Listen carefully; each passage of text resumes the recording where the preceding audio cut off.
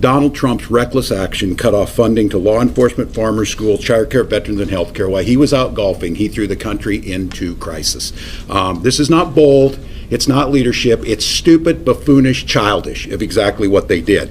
Child care providers across the state, law enforcement, our prisons, things that we count on. Individuals on Medicare, things that we know matter to people's lives. And I want to be very clear about this.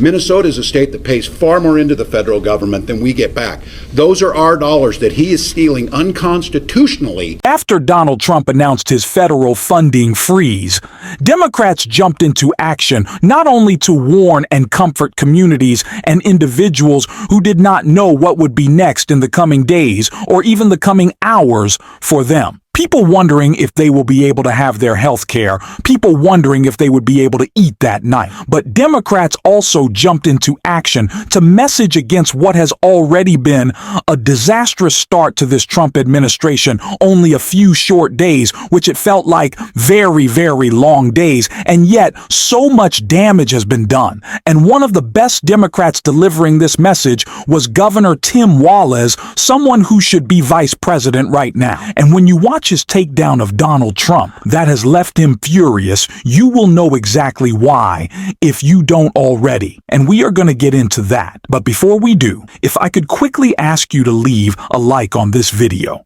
And if you haven't already and you enjoy our channel, to hit that subscribe button. It goes a long way, and it really means the world to me. Now let's hear what Governor Walz had to say today. Thank you. Thank you for your leadership. I've been a proud member myself of many years of the YMCA. I know the work that you do for our communities, especially with young people. Thank you to the Lieutenant Governor for being here. You're going to hear from her. You're going to hear from the Attorney General, who has some action steps that are being put in play. And then, while not proactively speaking, will be here to help us with this is Minnesota Management Budget Commissioner Aaron Campbell and Anna Mingy here as our Budget Director. So the folks that are over there to help us answer this. Look, we're here today to talk about this. Donald Trump's reckless action cut off funding to law enforcement, farmers, schools, child care, veterans, and health care. While he was out golfing, he threw the country into crisis. This is not bold. It's not leadership. It's stupid, buffoonish, childish of exactly what they did.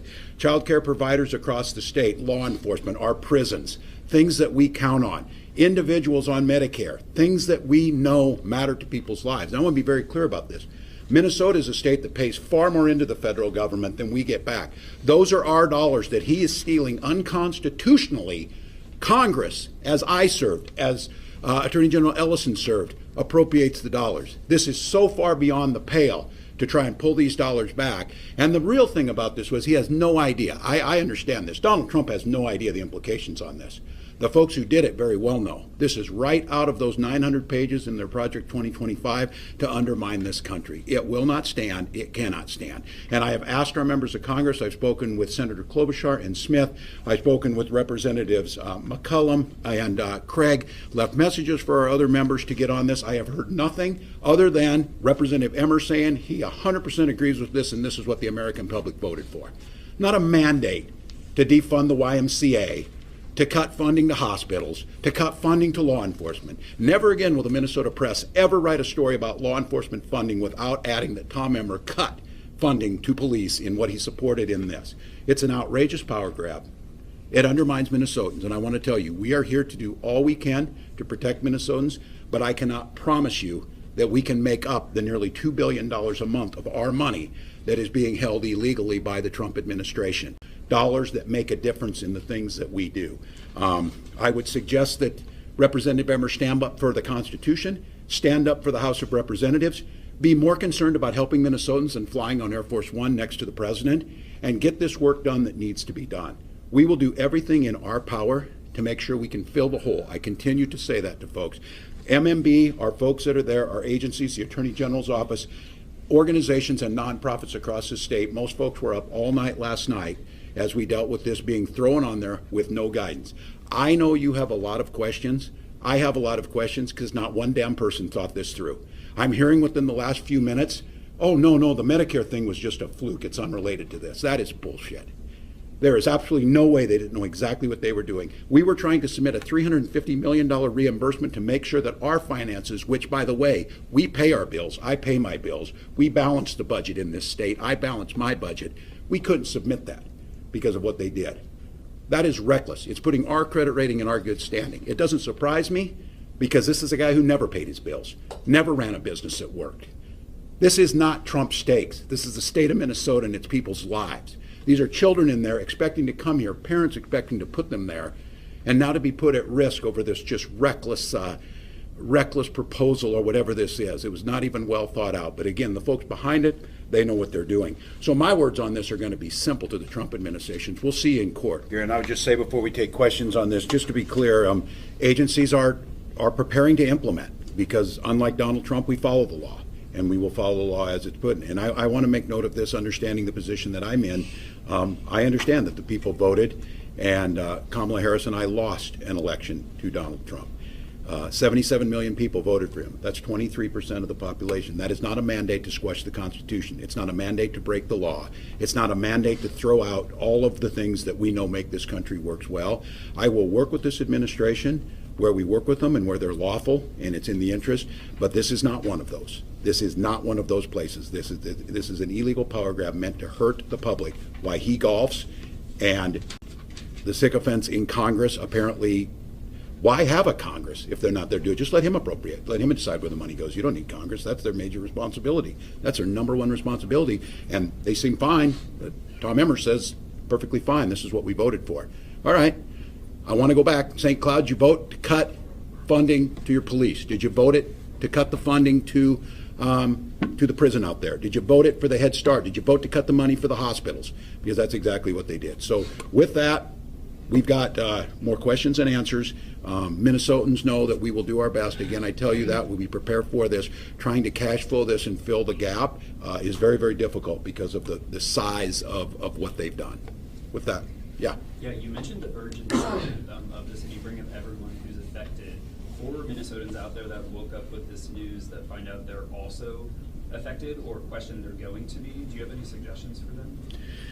And how they can act? Yeah, and I think this is the coming here, and it's much like we don't know all those answers. I can tell you we've got folks that worked all night on this.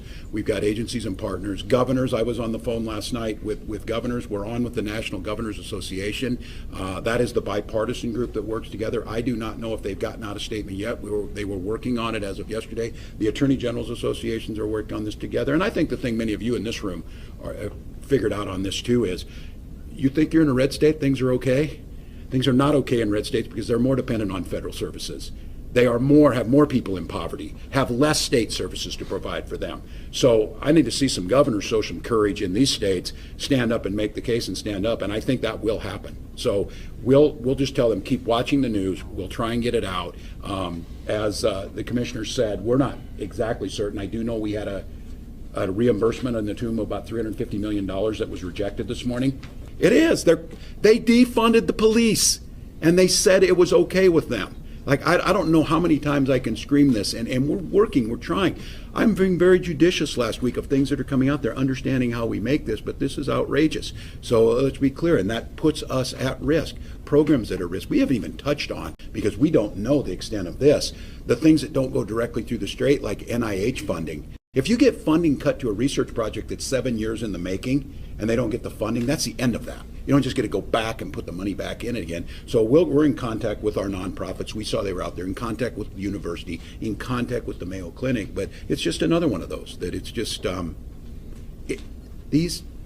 don't ever think, and that's why we came here, and I appreciate you all coming down here, that the decision he made impacted those little ones downstairs. It impacted those teachers that are there. It impacted the family. This is what they never. It's always fun and game to talk about cuts until you want to be specific about it, and they never do that.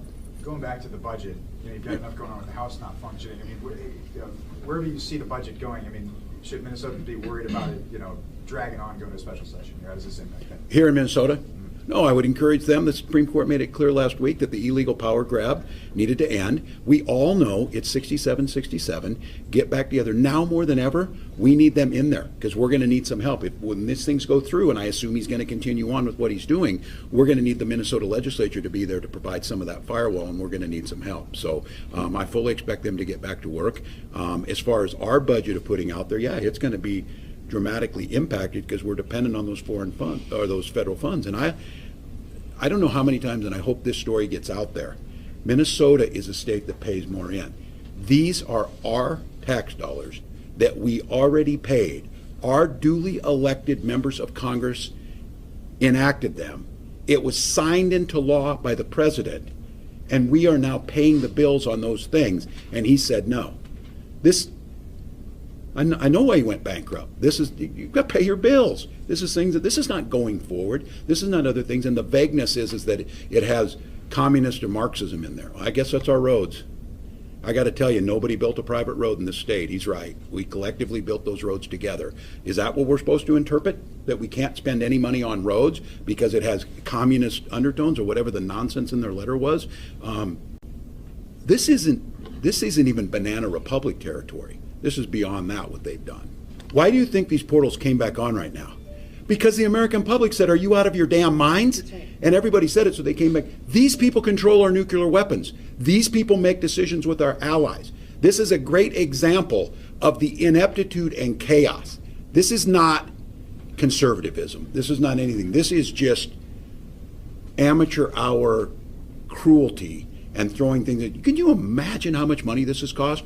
We have hundreds of people today that were focused on this, and that's happening across the country. So look, to the public here in Minnesota, this is not how things work. I know there are conservatives out there who disagree with this type of chaos and things. It's clear they're already hearing the backlash on this. But at the end of the day, it's what they do in the quiet. It's what they do when you're not watching. They made it very clear on this. They do not care about the well-being. They sure the hell don't care about the price of eggs. They care about a whole lot of other things that don't impact positively people in Minnesota. And that's why the team here, why folks in Minnesota, why I encourage the legislature, have the Republicans come back, get your power sharing agreement, and let's get moving to move things forward. That's what Americans expect, not this chaos. So thank you all for coming out. Thank you.